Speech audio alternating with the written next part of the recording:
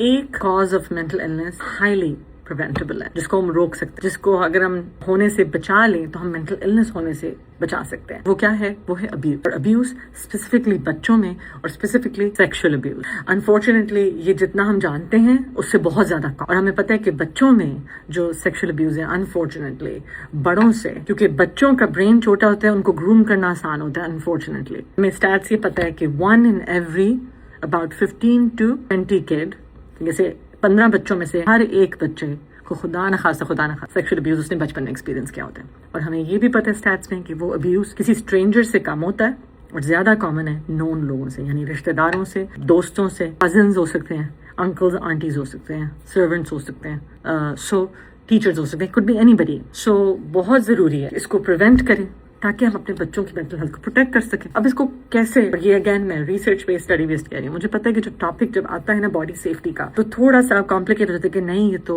ہش ہے، body parts کو تو نہیں بتانا بچوں کو. لیکن what we know from studies جتنا ارلی بچے کو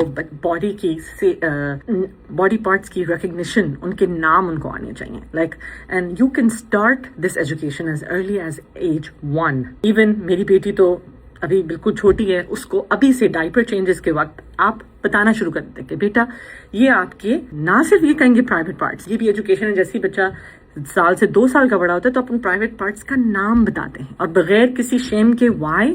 بیکاز تاکہ وہ بچہ بغیر کسی جھجک کے آ کے ماں باپ کو بتا سکے کہ میرے یہ پرائیویٹ پارٹس ہیں، اور کسی نے خدا نخواستہ ان کو یا تصویر لی یا اپنی پرائیویٹ پارٹ کی تصویر دکھائی یا پھر مجھے کہا کہ اس کو شو کرو، تاکہ بچے کو ووکیبلری ڈیولپ ہو بتانے کے لیے کہ وہ اپنے آپ کو پروٹیکٹ کر سکے. اور ہمیں یہ بھی پتا ہے کہ وہ بچہ جس کی ووکیبلری ہوتی ہے، جس کو پتا ہوتا ہے اپنے پارٹس کے بارے میں، وہ ان سے پریڈیٹرز ڈرتے ہیں because they know that this child is going to report this. اس کو تو زیادہ پتہ ہے. اور کون زیادہ لائکلی ہوتے ہیں؟ جو ڈر جاتے ہیں. اور ہمیں یہ بھی پتہ ہے کہ بچے کے brain is just so vulnerable.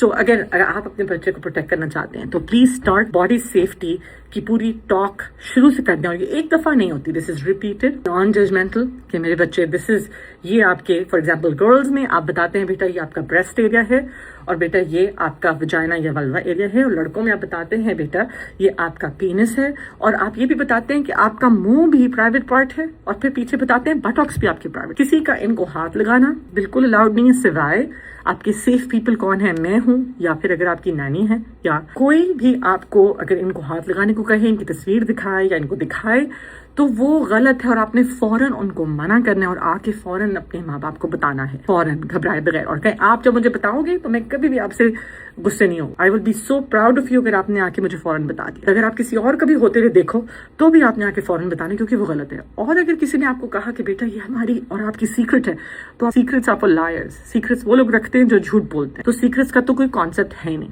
آپ نے کہنا بیٹا آپ نے آ کے مجھے فوراً بتایا. تو بہت ضروری ہے کہ بچوں کو باڈی سیفٹی کی ٹاک دے تاکہ وہ خود کو پروٹیکٹ کرے. خدا نخواستہ اگر آپ کسی کو جانتے ہیں جس کے ساتھ یہ ہو چکا ہے بچپن میں، آئی وانٹ ٹو سے there's still hope. ہم تھراپی اور ہیلنگ کے through we can feel better and we can again feel safe again. So please take care of yourself and take care of your children.